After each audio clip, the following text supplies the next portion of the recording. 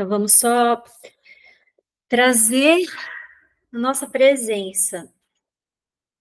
Então, se ajeita na cadeira ou na poltrona onde você está e sente o seu corpo em primeiro lugar. Como ele está apoiado, como ele está recostado. Sente a sua perna bem apoiada na cadeira. Sente como estão os braços, vai relaxando. Vai relaxando as mãos, relaxa os músculos do rosto.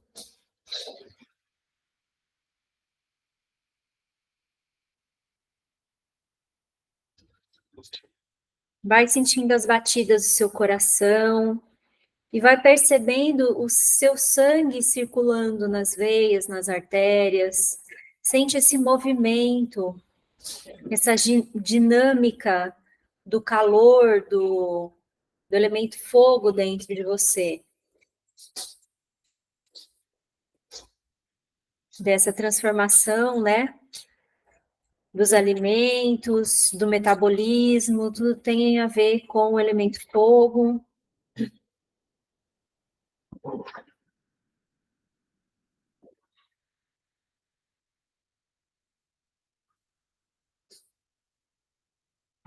E agora, vai prestando atenção de dentro do seu corpo para fora. Então, primeiro, tenta sentir como que está o clima. Está frio, está calor para você? Como que você sente isso? Sem tentar trazer nenhum julgamento se é bom ou se é ruim, né? Se você está gostando ou não está gostando. Só se abre como se você estivesse abrindo todas as suas células para testemunhar, para presenciar o que está acontecendo.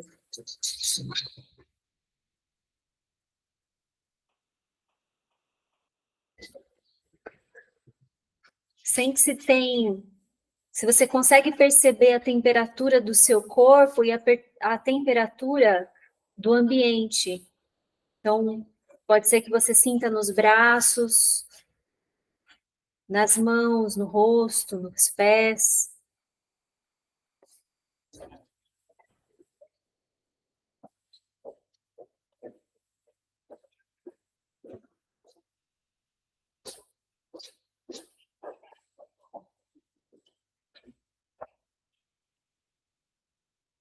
Agora, vai percebendo os sons do ambiente.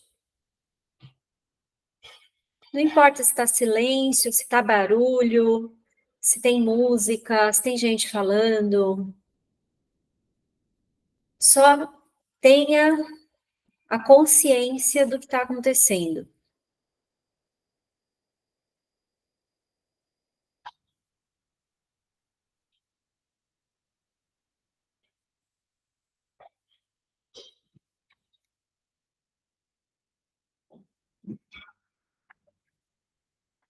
Agora vai percebendo se tem algum cheiro, se tem algum odor que você consegue captar.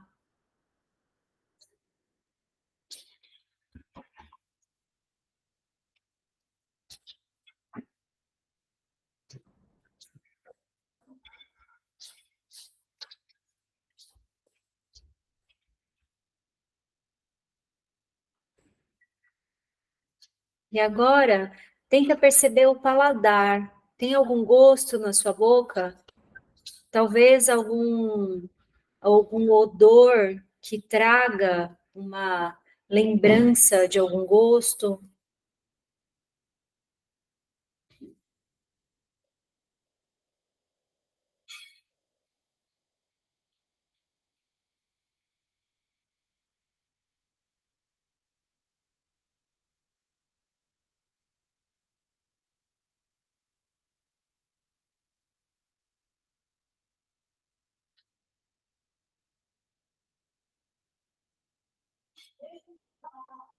Então, sente que você está totalmente presente nesse lugar onde você está e vai respirando nesse lugar de total abertura, de não interferir em nada.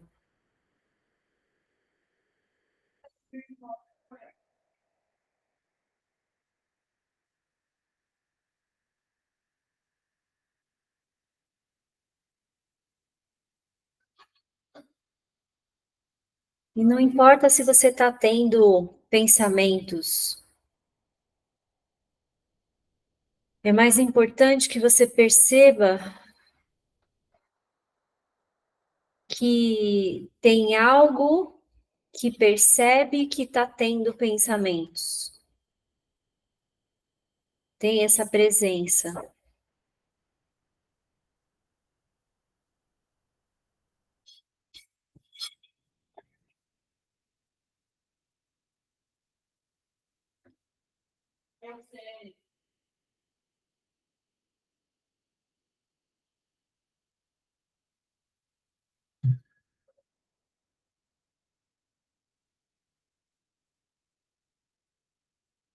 Você pode fazer algumas respirações profundas. Se você quiser, você pode ir se movimentando aos poucos, movimentando as mãos e abrindo os olhos.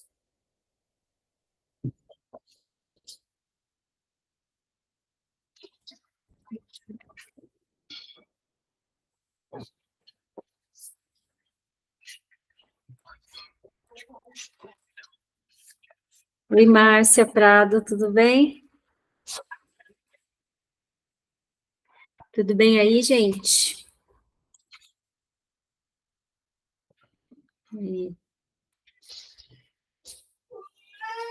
É... Vocês estão ouvindo?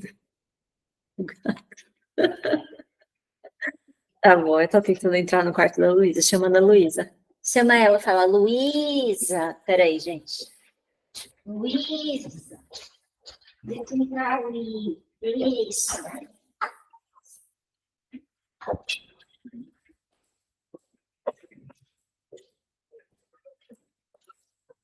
Então vamos lá.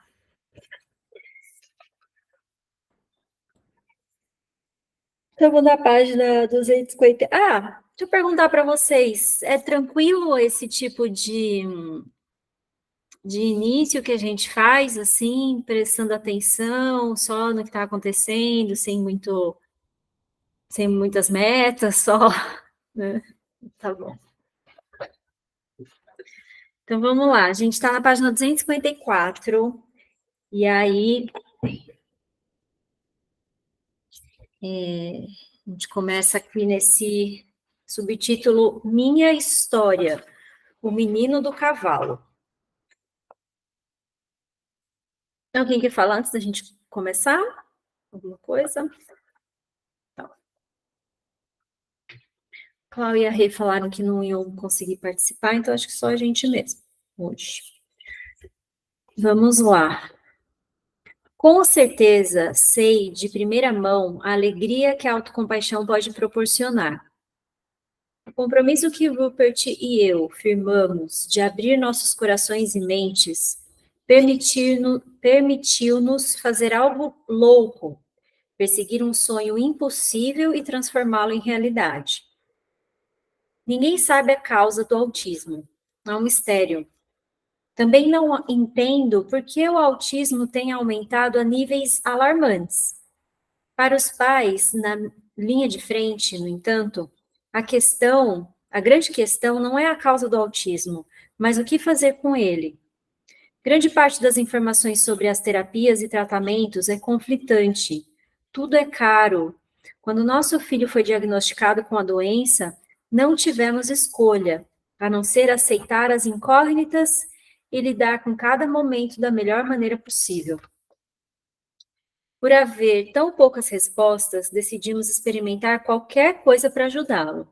Eu mal sabia a aventura a que essa decisão nos levaria. O autismo é desgastante. Como mencionei anteriormente, Rowan estava sujeito a ataques e gritos intermináveis causados por seu sistema nervoso superestimulado. mas quando estava em contato com a natureza, acalmava-se um pouco. Quando vinham os acessos de raiva, Rupert levava Rowan para o bosque atrás de nossa casa. Um dia, quando nosso filho estava com 3 anos, saiu da floresta correndo e foi para a pastagem de cavalos de um vizinho, conseguindo atravessar a cerca e ficar no meio dos cascos dos animais antes que Rupert pudesse detê-lo. Lá estava ele, deitado de costas em meio a 5 cavalos que batiam seus cascos no chão. Algo extraordinário aconteceu. Betsy, a égua-chefe, velha e notoriamente mal-humorada, delicadamente empurrou os outros para o lado e inclinou a cabeça para o nosso filho em submissão. Alguma conexão surpreendentemente suave e insondável ocorrera entre eles. Peraí, gente.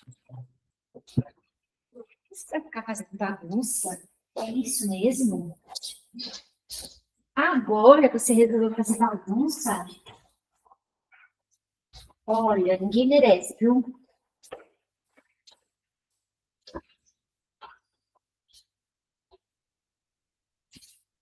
Você deixa de ser doido. Olha a sua bolinha aqui, ó. Olha aqui a sua bolinha.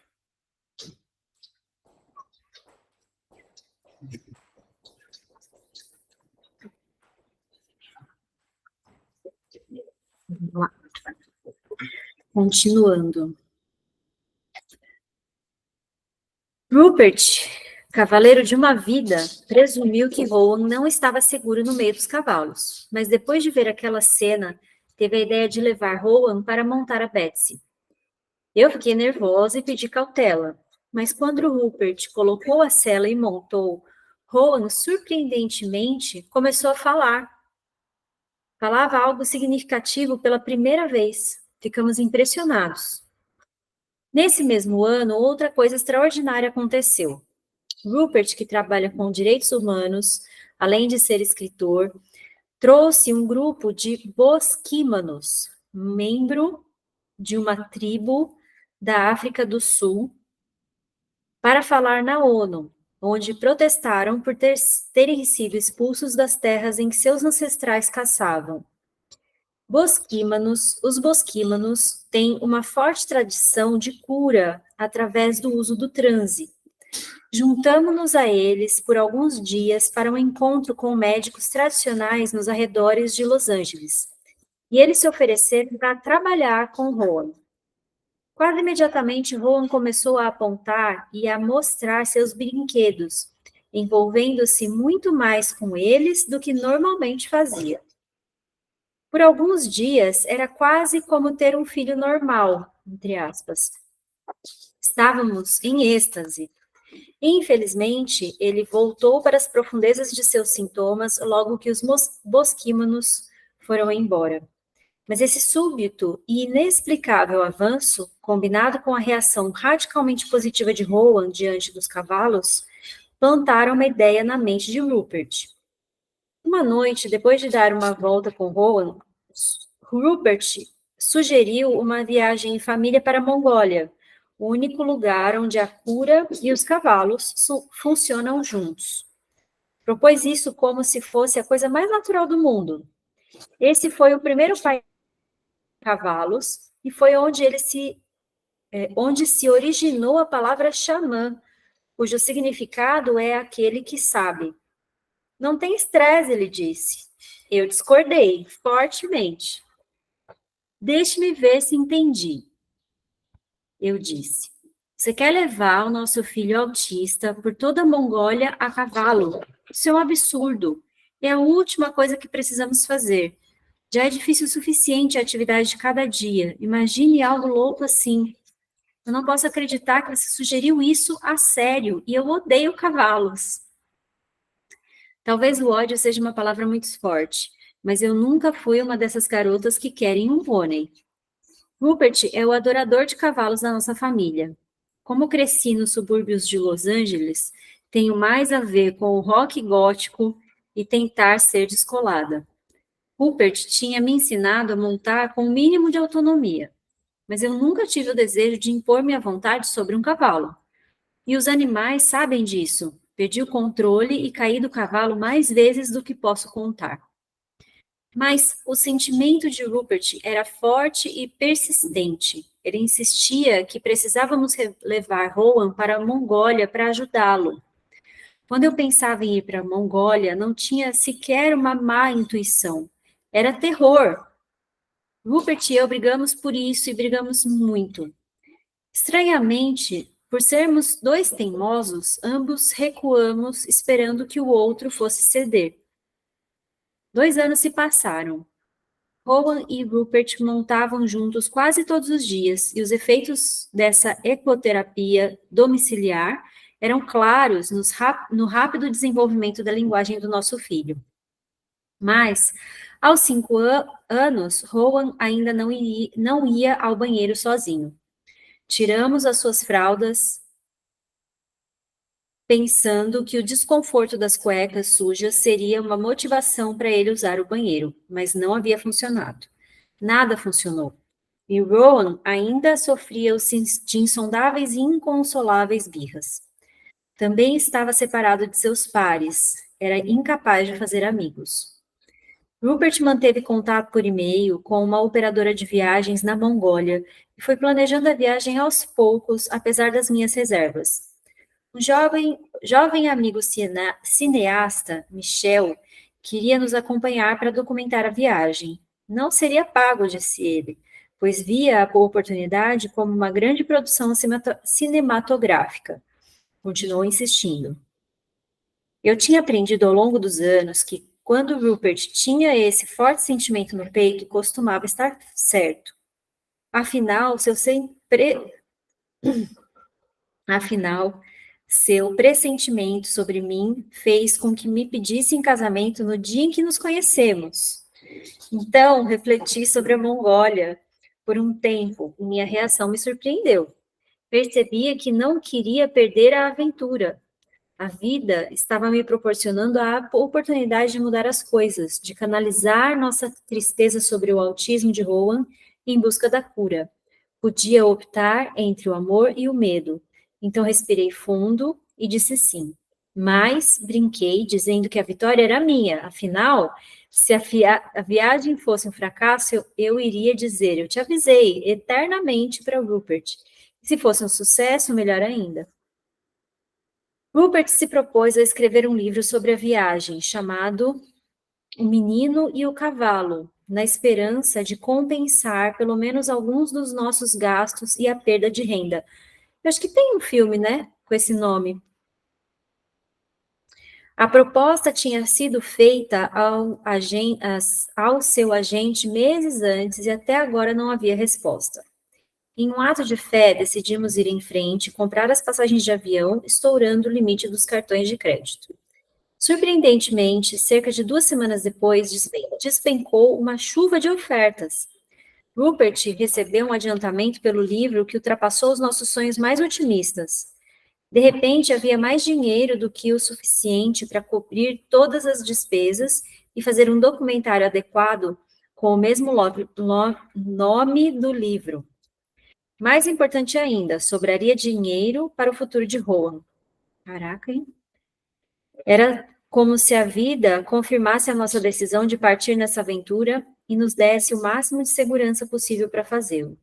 Fomos surpreendidos com gratidão. Por isso, foi nesse espírito de gratidão que nos encontramos em agosto de 2007, no sopé de uma montanha sagrada na Mongólia. Peraí, gente, eu vou pegar só uma aguinha, vocês vão... Só um comercial rapidinho.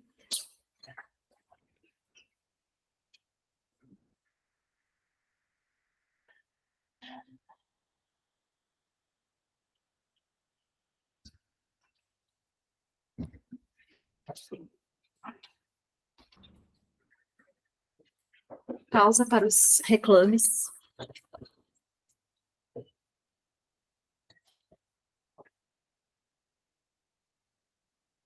Ah.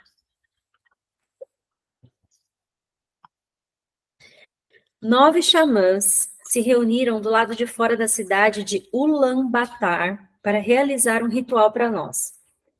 De acordo com o nosso guia, Tuga, a maioria tinha vindo de muito longe apenas para ajudar Rohan. Talvez tenha sido a tarde mais intensa da minha vida.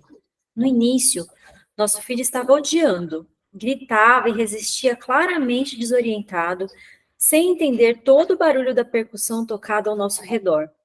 Devo dizer, porém, que ele não estava mais angustiado do que em uma típica visita ao supermercado. De repente, ficou tudo realmente bizarro.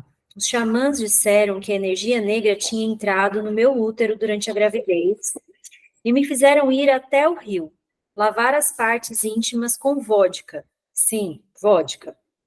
Também disseram que um ancestral do lado da minha mãe, alguém com doença mental, de alguma forma se agarrou a Rowan. Na verdade, minha avó materna tinha perdido seu filho de 8 anos de idade num acidente de carro quando minha mãe tinha apenas 2 anos. Anos mais tarde, apenas algumas semanas após o casamento da minha mãe, meu avô materno morreu de ataque cardíaco. Minha avó ficou louca com a dor do luto e teve que ser internada. Seria esse o ancestral feminino? Bizarro. Tudo aconteceu muito rápido. Quando vimos, Rupert e eu estávamos ajoelhados de frente para a parede da montanha, enquanto um dos xamãs nos batia com correias de couro cru, levantando vergões vermelhos agonizantes nas nossas costas, nos braços e nas coxas. Enquanto Tulga, rindo nervosamente, dizia: "É importante não gritar." Rowan não passou por esse ritual, graças a Deus. Tirando o parto, acho que nunca experimentei algo tão doloroso. Quando me ajoelhei na grama, respirando profundamente, sentindo as correias de couro cru perfurarem minha pele, enviei-me compaixão. Compaixão pela dor do chicote, compaixão pela dor de ter um filho autista, compaixão por todas as pessoas no mundo que sofrem de muitas maneiras diferentes. Eu sabia que a dor causada pelo xamã tinha nascido da intenção de cura, o que a tornou suportável. "Você perdoa o seu marido louco?" perguntou Rupert quando o ritual terminou. Meu Deus. Abraçamo-nos, rindo. O que mais poderíamos fazer? E então algo bonito aconteceu. Rowan começou a rir e brincar com os xamãs. Pouco tempo depois, para o nosso espanto, nosso filho se voltou para um menino que estava parado na borda do círculo, abraçou-o e disse: "Irmão mongol." Ele nunca tinha feito nada parecido antes. O menino chamava-se Tomo e era filho do nosso guia, Tuga. Vendo a interação incrível entre os meninos, Tuga decidiu trazer Tomo junto com a gente na viagem. Rowan tinha feito seu primeiro amigo. Assim, fomos para o interior. Tudo começou com um quase desastre. Rowan sofreu uma súbita perda de confiança no nosso primeiro dia a cavalo. Rejeitou completamente os animais, tanto que tivemos que abandoná-los e continuar num 4x4. Rupert ficou muito magoado. No cavalo, ele e Rowan ficavam mais conectados. Mas era pura alegria ver a amizade de Rowan e Tomo florescer durante os intermináveis dias de viagem e as longas e incrivelmente belas noites acampados em clareiras. Algo em nosso filho estava mudando. Tomamos banho com cisnes e cavalos selvagens e rezamos nas águas sagradas do lago Chaga, um lugar estranho e surreal. Partimos para o norte rumo à Sibéria, terra do misterioso povo das renas. Seus curandeiros eram, segundo diziam, os mais poderosos da região. Rupert tinha ouvido dizer que esses povos nômades, supostamente ancestrais dos primeiros nativos americanos, por terem cruzado o Estreito de Bering milhares de anos antes, podem ser muito difíceis de localizar.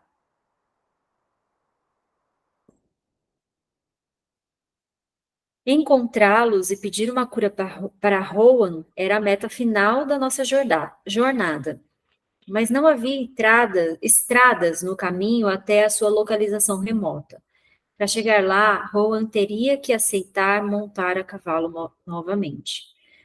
A essa altura, eu já estava ficando exausta. Imaginem só lavar a roupa de baixo de uma criança de 5 anos de idade 3 vezes ao dia sem água corrente, utilizando garrafas de água e sem um lugar apropriado para secar a roupa no acampamento. Eu também estava enjoada das comidas horríveis, especialmente do leite chamado airag, uma bebida alcoólica rançosa de leite de égua com gosto de vômito. Ainda assim, algo estava nos empurrando para frente. Rowan finalmente voltou a montar. Eita.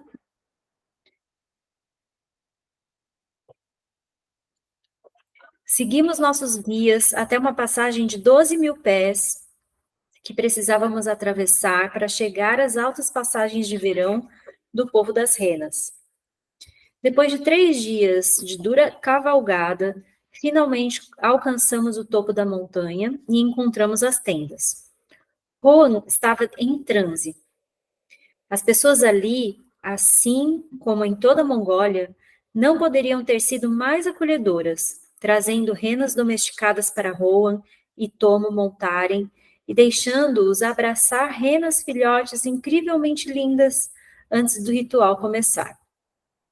O xamã era um homem velho e intensamente carismático, chamado Ghost. Durante 3 dias, ele trabalhou com Rowan com dança e percussão ao redor do brilho luminoso da fogueira dentro da sua tenda. Durante o ritual, meu filho se arrastava no chão, fingindo ser um filhote de elefante. Na última noite, tive um sonho estranho, e quase nunca me lembro dos meus sonhos. Minha falecida avó estava com seu filho precocemente morto. Agora, ele era um homem adulto, e eles estavam indo embora juntos, de mãos dadas, felizes. Na manhã seguinte, Ghost disse que era hora de irmos. Ele também disse que os sintomas mais enlouquecedores de Rowan, a incontinência e os escândalos, parariam agora. Meu coração estava em suspenso e o de Rupert também.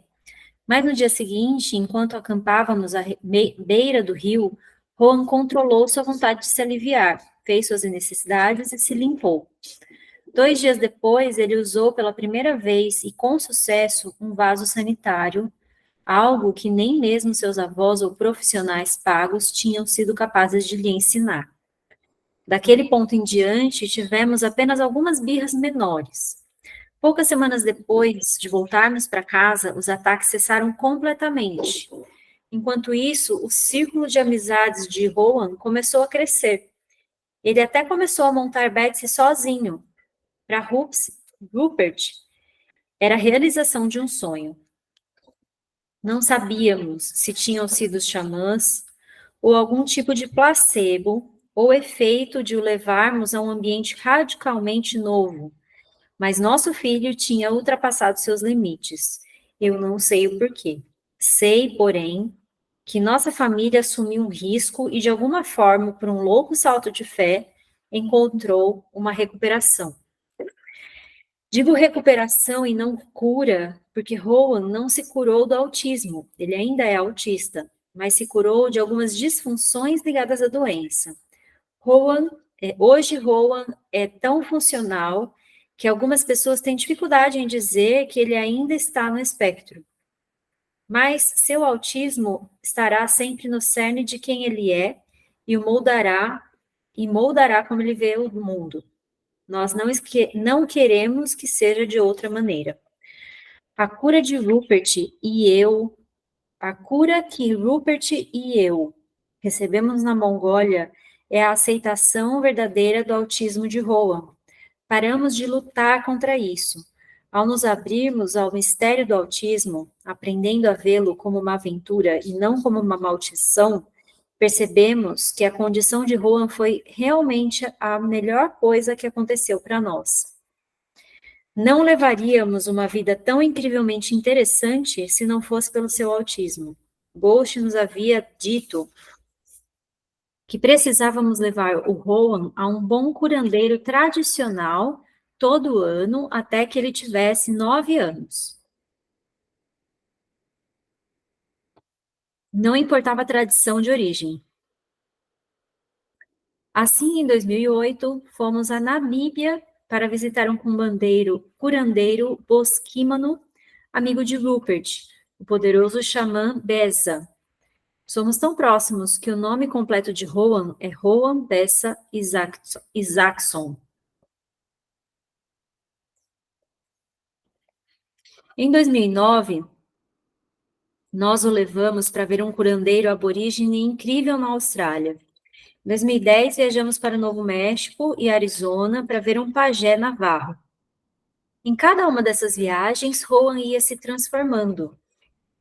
E nós nos transformávamos junto com ele, próximos como uma família. Também temos sido capazes de compartilhar as experiências que tivemos com Rowan com outras famílias.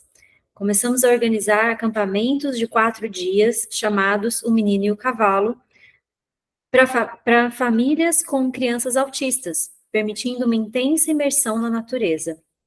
Várias crianças tiveram avanços no campo, incluindo crianças não verbais que conseguiram emitir suas primeiras palavras com um cavalo, para o espanto de seus pais. Tenho falado muito sobre a autocompaixão nesses acampamentos. Ela é crucial para lidarmos com o estresse de criar uma criança autista.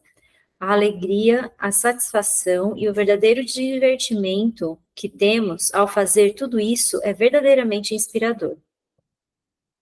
O autismo é um dom se você permitir que ele seja.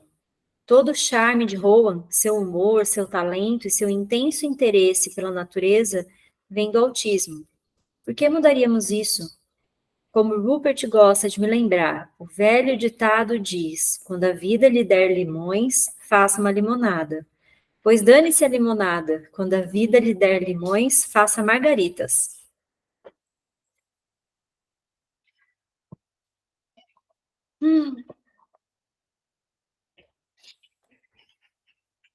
Continuo para o exercício. Alguém quer falar alguma coisa?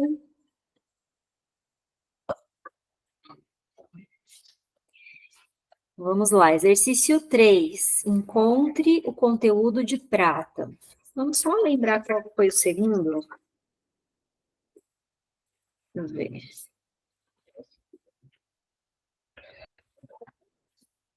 Ah, caminhada prazerosa. Primeiro, transformando a negatividade. Tá. Pense em um ou dois dos maiores desafios da sua vida até agora. Então, vamos lá.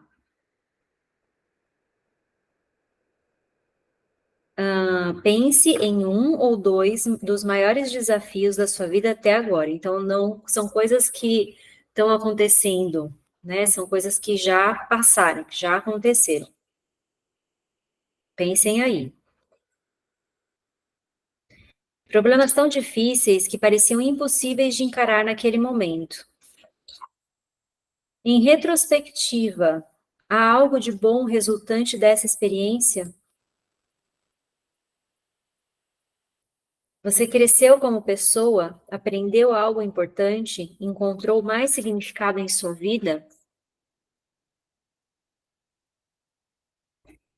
Se pudesse, voltaria no tempo e mudaria o que aconteceu, mesmo que isso significasse não ser a pessoa que você é hoje?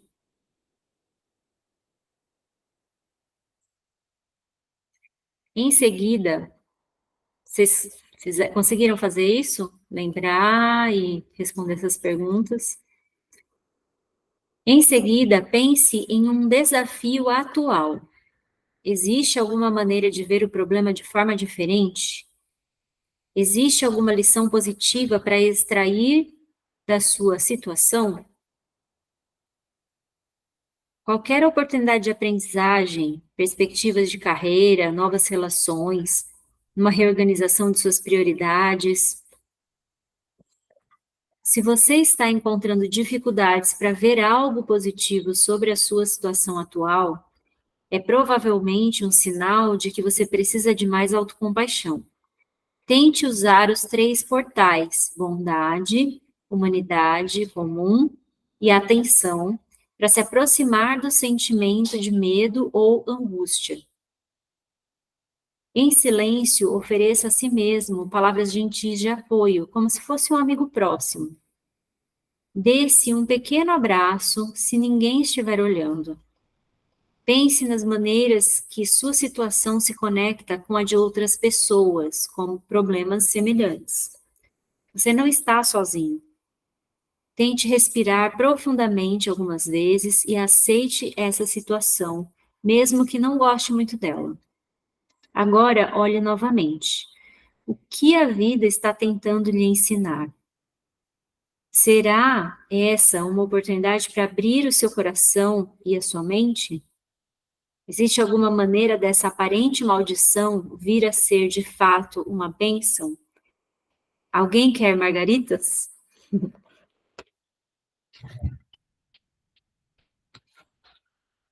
Conseguiram encontrar alguma coisa de diferente aí nesse exercício?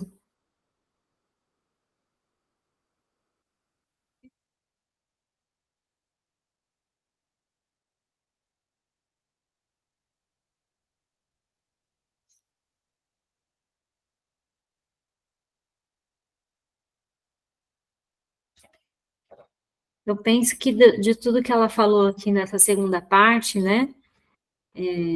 Tente usar os 3 portais, né? Falando da autocompaixão, bondade, humanidade comum, atenção. E aí depois você se dá essa autocompaixão, para você abrir o seu coração e perceber que tem outras pessoas também passando por isso, né, que você está passando, e aquele negócio, né, a gente não está inaugurando nenhum problema, né, o problema que a gente tem não é a primeira vez que existe no mundo, né, mas uma coisa que eu penso também, assim, que me ajuda, né, que até uma das coisas que eu ia falar lá no grupo, na hora que terminasse, né, aqui, é que a, é perceber que assim tem que um problema traz um sofrimento, né? É um sofrimento que eu passo, não importa se é muito grande ou pequeno, não importa como eu vejo, mas se a gente está falando de coisas que a gente está passando nesse momento que podem ser bem difíceis, eu estou sofrendo. Então é a primeira coisa da autocompaixão, admitir que você está sofrendo, não se punir, não se julgar, só ver, meu, realmente, tá difícil, não sei como lidar com isso. Aí, tem uma coisa que é interessante, que é aquela, né, eu, isso, essa parte, é uma parte minha que tá sofrendo, eu não tô, eu inteira sofrendo, é uma parte minha, então, por exemplo, é um problema, sei lá, no meu casamento, né, mas a minha parte mãe não está sofrendo. Minha parte profissional não está sofrendo, né? A minha parte irmã não está sofrendo. Então, é uma parte minha.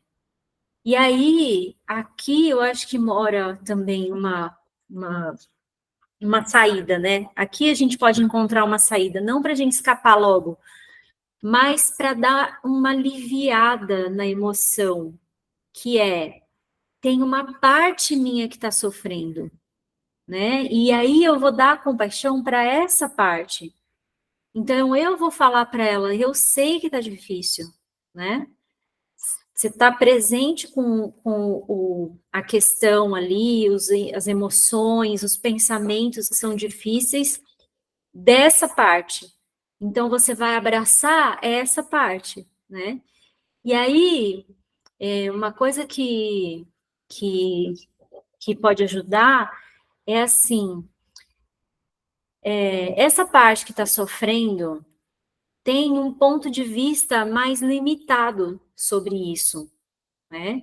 E por mais que eu tente observar o mundo de outras formas, Eu posso não conseguir. Então, quando eu tento achar uma solução, eu não consigo. Por quê? Porque é essa parte que está tentando achar a solução, e essa parte está sofrendo exatamente porque ela não consegue ver por outro ângulo. Ela está fixada num lugar só. Então, quando eu não é se desassociar, mas perceber, olhar de fora, de que tem como se fosse outra pessoa mesmo, né? Mas é uma pessoa, assim, como se fosse minha filha, entendeu? Não é uma pessoa que eu quero distância, é uma pessoa que eu quero ajudar, né? Então, eu posso buscar dentro de mim outra parte, além dessa, que pode ter uma visão totalmente diferente daquela. Parece coisa de doido, mas experimentem fazer isso, né? Principalmente quando a emoção tá aflorada, quando a gente está chorando, sabe? Quando a gente está ali com raiva, é nesse momento que a gente não precisa tentar acabar com a emoção de cara, ao contrário, porque você está tendo contato total ali com esse lado seu que está sofrendo. Então, só de você ter essa intenção de ter essa bondade, pode ser que naturalmente, sem você precisar ficar raciocinando, surja uma imagem, uma lembrança, algo que simplesmente surge, né? Que mostra para esse lado seu uma outra perspectiva que ela não estava vendo antes, né?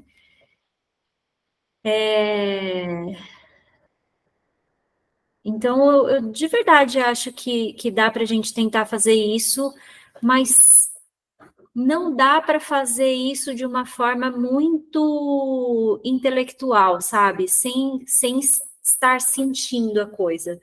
Pode ser que você. Então, eu acho que o ideal seria acessar, né, a emoção daquilo, aquele sofrimento, como eu falei, né, aquela tristeza, aquela raiva, acessar isso, e aí ter essa, esse movimento, né? Conseguir se movimentar entre essas coisas, sabe? Márcia Rubel, pode falar. Ouvindo você falar, eu lembrei de uma situação que eu vivi uns 10 dias atrás. Eu acho que eu já comentei com vocês que eu faço um trabalho num grupo de apoio a mulheres com câncer, né? Dentro da arte terapia. E, e assim, o grupo é coordenado por uma pessoa da igreja. E ela demorou um tempão esse ano para começar as atividades. E eu não quis começar antes que ela. Eu falei, eu não vou me colocar à frente, né? Aí, quarta retrasada, eu comecei com as meninas. E eu preparei algumas atividades. Eu não consegui fazer metade do que eu preparei. Porque elas falaram, assim, uns 40 minutos sem parar. Me contando coisas, e coisas, e coisas, e coisas. E eu tinha feito a intenção esse ano de fazer só um encontro mensal com elas. Eu falei, não dá. Eu vou ter que continuar no que fazer. Sabe, assim, quando eu falei, não, eu vou ter que continuar 15, né, de cada 15 dias com essas meninas. Mas, chegando no que você estava falando, uma das meninas, ela tá com um problema bem sério de coluna. E ela falou que teve um dia que ela estava tão nervosa que ela não conseguia fazer as coisas que ela estava acostumada a fazer. Ela era muito ativa, dançava, e ela chegou a pensar, assim, até em suicídio, né. Claro que foi um pensamento que passou na cabeça e logo ela mesma falou, logo passou. Aí, diz que uma das irmãs dela falou assim para ela: "Ah, mas você tem que ver que tem gente que tem um problema muito mais sério que o teu, né, que tem uma vida muito mais difícil". E aí, ela falou assim: "Não, mas o meu problema, para mim, é o mais sério, porque só eu sei o que eu tô sentindo". E eu achei bem interessante essa colocação que ela fez, né? Claro que se você comparar, tem pessoas que estão sofrendo muito mais do que ela, mas para ela é algo que está incomodando muito. Então, aí eu falei para ela, não, falei, você tem que acolher essa emoção, né? Você tem que acolher e realmente, se é isso que você sentiu, claro que daí é um pensamento que tem que passar logo, né? Não vai chegar a fazer aí, né, ao que ela pensou, mas assim, eu percebi que ela entrou num desespero tão grande naquele momento, assim, que ela chegou a pensar, né, em fazer algo. Então, vamos acolher o sentimento, como você falou, e ver o que dá para fazer com isso, né, para melhorar essa situação. Mas foi, assim, muito intenso, né, né, esse depoimento dessa senhora, já é uma senhora, ela é mais velha que eu, né. É isso. Eu acho que essa fala também, né, da irmã da moça, mas tem que ver que tem gente muito pior que você e tal, né? Mas, então, isso é não acolher, né? Que você pega o que a pessoa está sentindo, então fala, então, mas isso não é nada. Então, você não, às vezes não é nem isso, né? A intenção da pessoa que fala isso é a melhor, né? De falar assim, olha, tenta, não quero te ver sofrendo, né?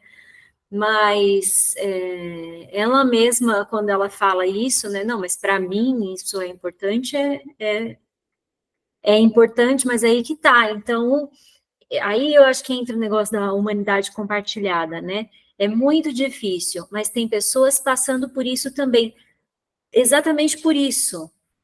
Não pior ou melhor, né? Exatamente por isso.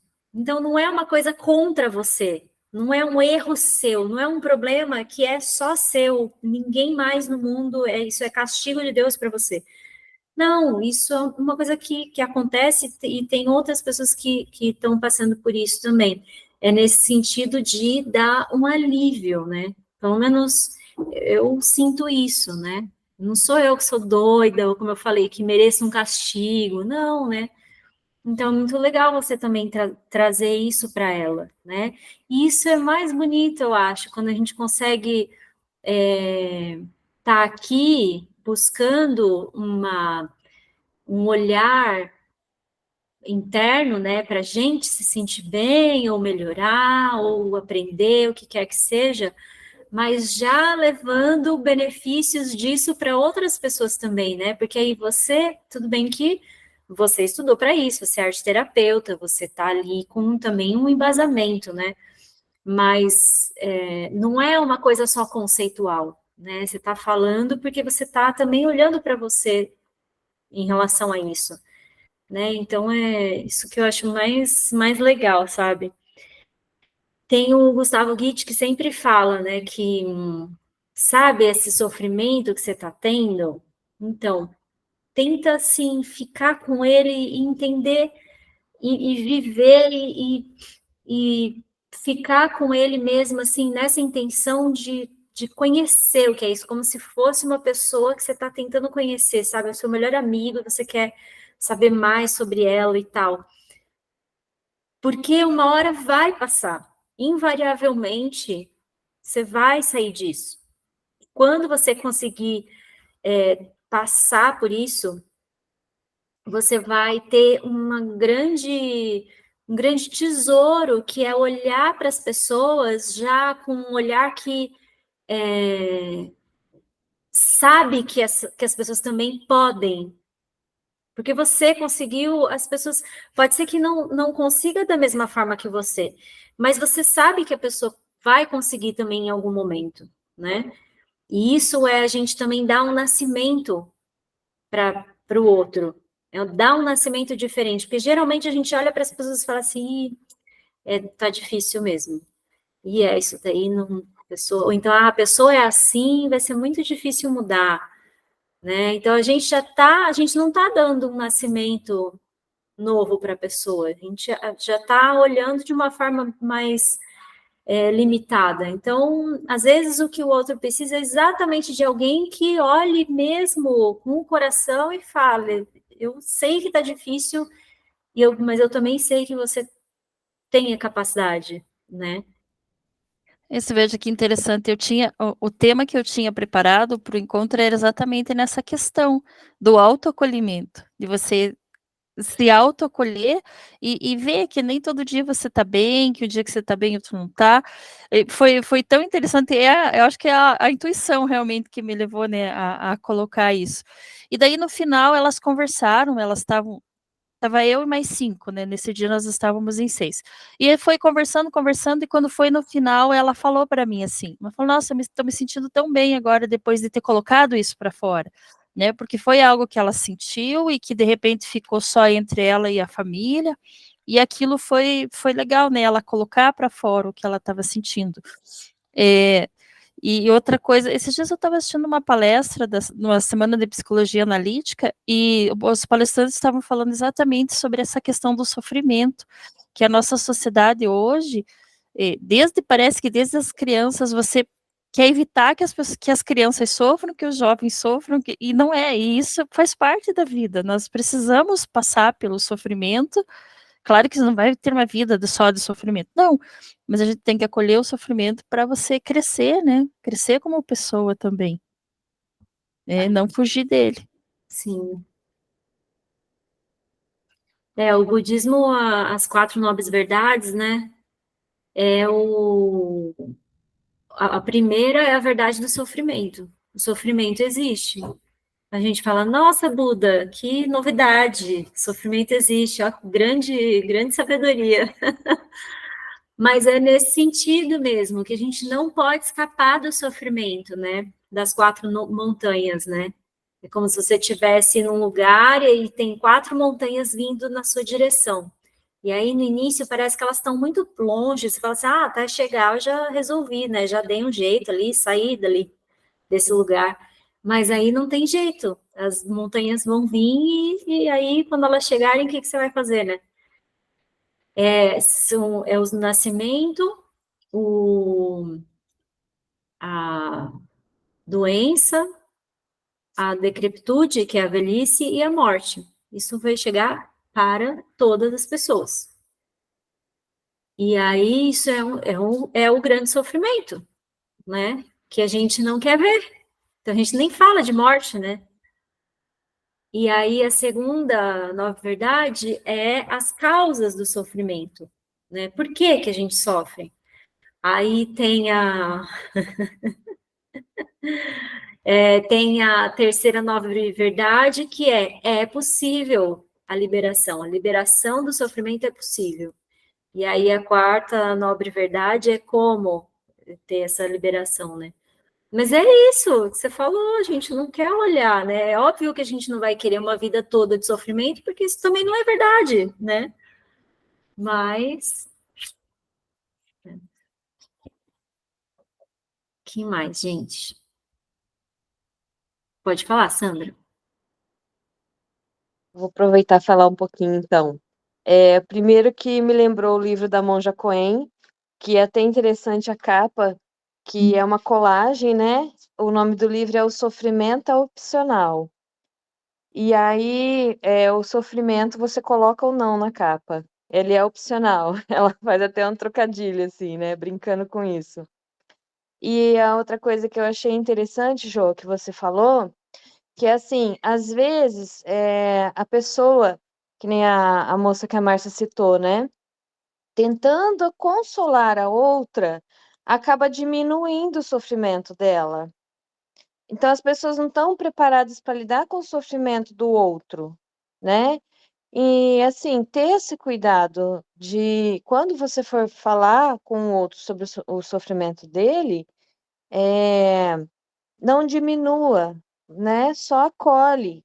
Ai, tem gente sofrendo mais do que você e tá bem, né? Ai, tem gente que tem dor e pega ônibus 2 horas por dia para trabalhar.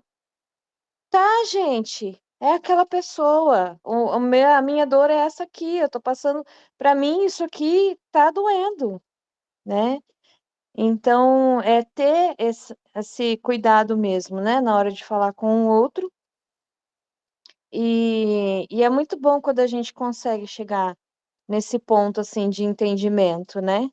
que eu sempre brigava muito, assim, porque eu não aceitava esse tipo de conselho. Ai, tem muita gente sofrendo mais que você. Eu não conseguia aceitar. E hoje eu entendo. Hoje eu consigo ser um pouco mais compreensiva. Mas era só isso mesmo. Eu tô aqui escutando, gente. Eu tô com a câmera fechada porque eu tô com os meus cachorrinhos aqui. Mas pensando, vocês assim, é muito interessante o tanto que a gente às vezes subestima, né, a dor do outro. A gente não pode subestimar. Cada um sente de uma forma. Então, às vezes, assim, né, eu vejo, quando eu falo que eu tô com aflição com os meus cachorros, eu vejo, "Gia, mas você tá sofrendo com os seus cachorros, que ninguém sabe o que que eu estou passando, né? Então, assim, é fácil para o outro julgar, mas é muito interessante, assim, a gente julga do outro como se fosse uma coisa pequena, e às vezes não é, cada um sabe o tamanho do peso, né? É bem interessante, assim, a gente nunca mesmo subestimar.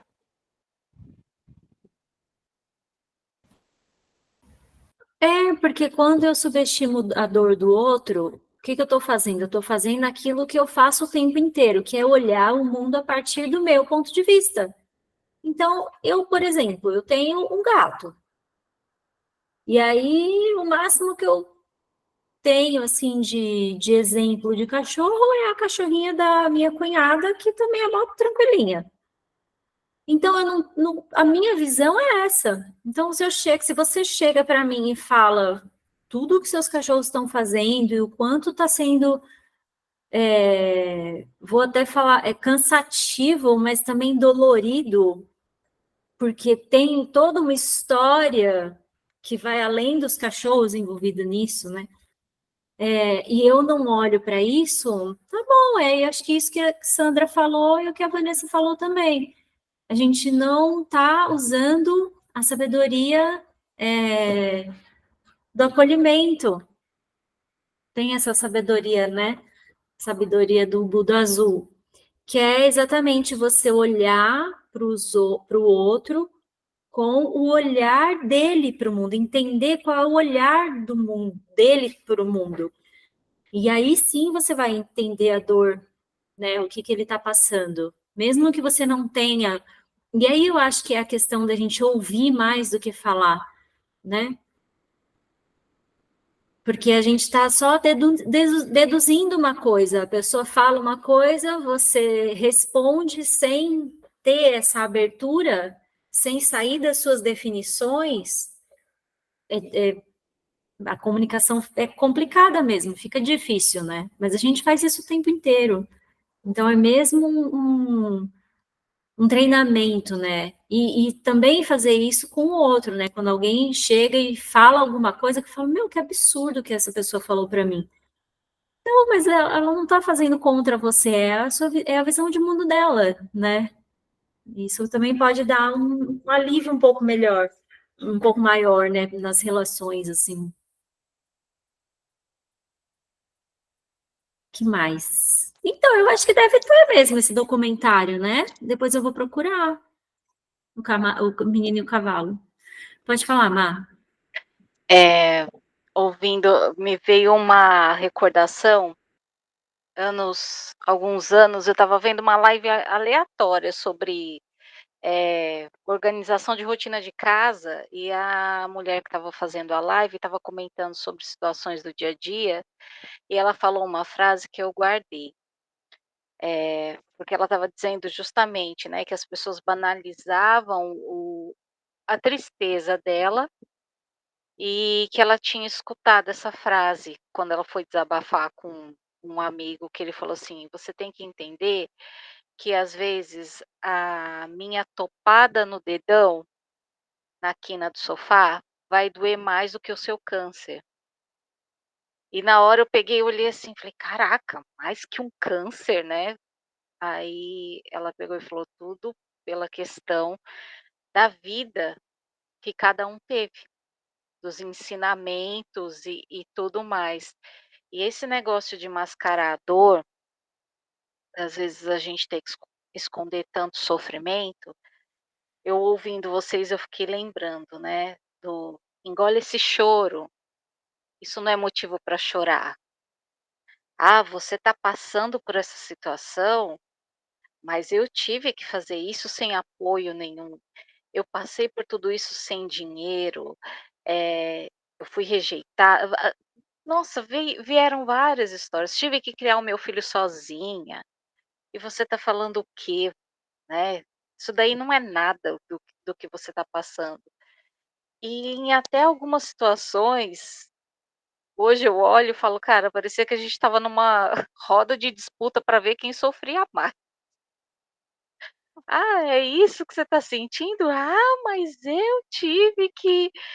E muitas vezes eu olhava assim, mesmo sem ter essa consciência de hoje, eu falava, parecia que dava um start assim, falava: "Cala-te boca, escuta", né. E hoje eu uso a frase: "Você quer ficar tranquila? Você quer ser feliz ou você quer ter razão? Então escuta, você tem 2 ouvidos para ouvir e uma boca para falar". E que até esses dias tem uma moça que eu conheço aqui que ela tá grávida e ela estava contando o planejamento dela e tudo, e ela pegou e falou assim: "Ah, eu já pesquisei, eu vi que eu posso levar até 24 horas para ir para o hospital se a minha bolsa estourar". Aí eu olhei assim, falei: "Mas como assim?". "É, se a bolsa estourar, eu não preciso ir imediato para o hospital. Eu posso ficar em casa e controlando pelas contrações, né, pelo tempo de contração". Aí eu lembrei que a bolsa da Luna estourou em casa. E foi tipo assim, estourou 1 da manhã, ela nasceu, né, meia-noite e pouco, ela nasceu 2h05 da manhã. E eu falei: "Tá bom, cada um com a sua experiência, cada um com a sua vivência, e tomara que seja o seu parto seja tudo do jeito que você deseja", né. E é interessante quando a gente começa a observar isso, porque a gente para de sofrer, por incrível que pareça, não traz mais aquilo que é, né, "Ah, mas eu tô vendo, a minha régua tá dizendo que é", aí tá, mas a pessoa tem esse ponto de vista, cria é como se criasse até um respeito, né, pela fala do outro, pela vivência do outro.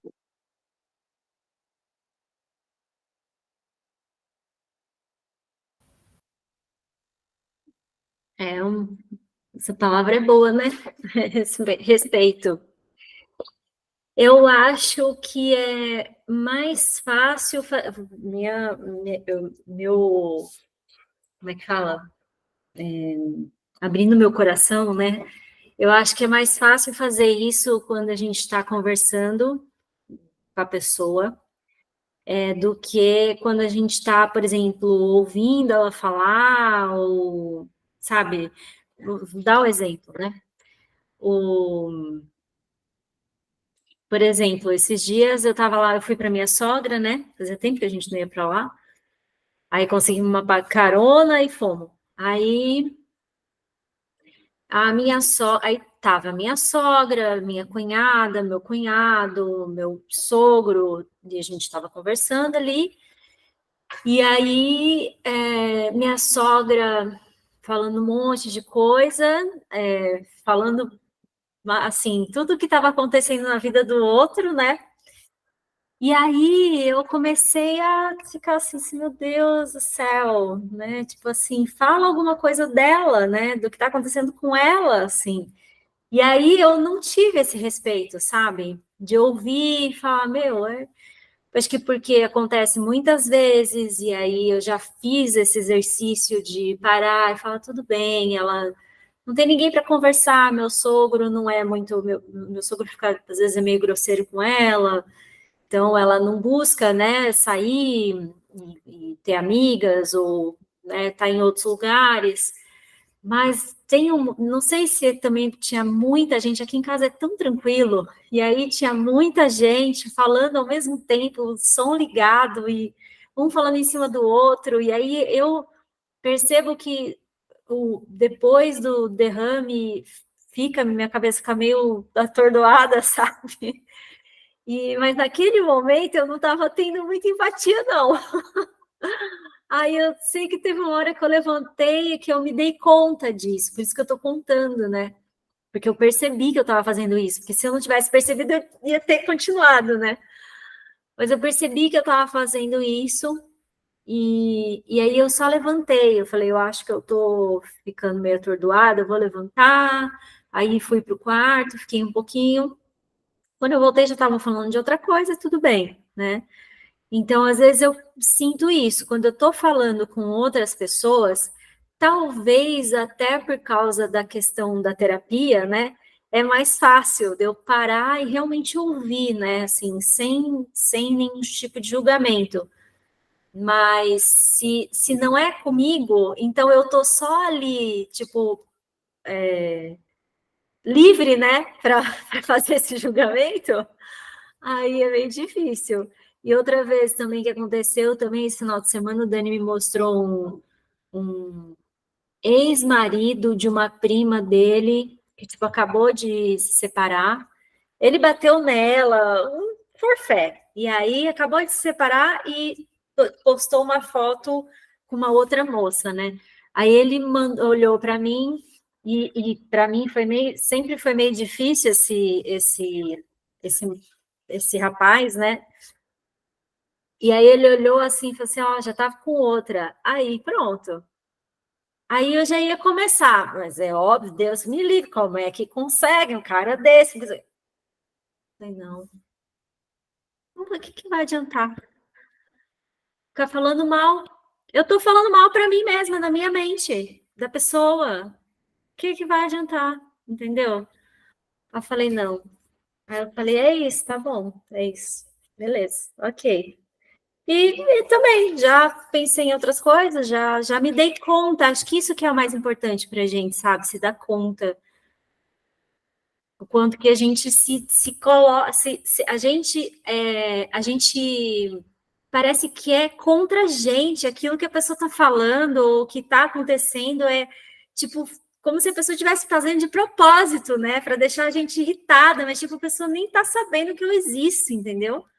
É meio isso, assim, é meio a coisa do ego, né? Que o ego não é uma coisa ruim, mas essa é a palavra, né? Essa é a minha identidade, né? Contra mim, entendeu? Não é nada a ver. Quer falar, Má? É lembrar daquela frase, não é pessoal. Só que eu percebo que ativar essa frase quando uma situação dessa causa um incômodo ou me recorda alguma dor, aí é que o bicho pega. E quanto a falar dos outros, Jo, eu falo assim antes, Deus que me perdoe. Mas eu vou falar, eu falo isso direto aqui pro Lula. Às vezes vem assim uma situação. Você falou desse negócio de separação, minha irmã caçula tá separando do marido, e o cara é um traste. Mas enfim, cada um com seu cada um.